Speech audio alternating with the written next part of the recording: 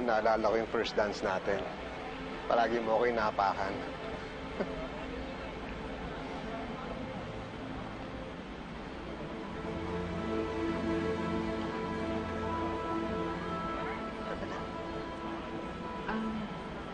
Sorry nag-aalala kasi ako kay Claire. Hindi pa kasi sila okay ni Calvin, so this might not sit well with her. Hanapin ko lang siya, ha?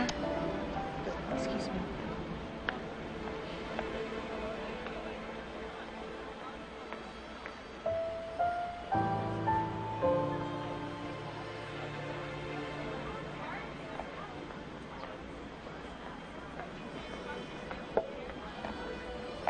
Claire, anak, okay na tayo? No, ma. Ayoko pa pong umuwi. You're not okay. Alam kong hindi ka nagsasalita pero nasasaktan ka sa mga nangyayari. Oo, ma. Nasasaktan ako. Pero ayoko pa pong umuwi, ma. Dito lang po ako. Titiisin ko po yung lahat para kay Calvin, ma.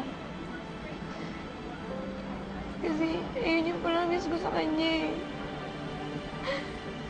Napapatunayan ko na worthy pa rin na ako yung mahalin niya. So sorry.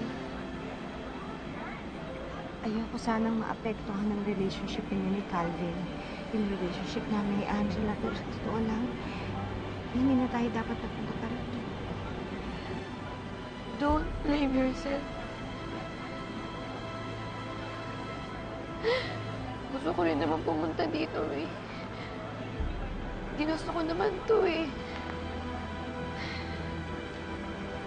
Kasi alam ko nandito si Calvin.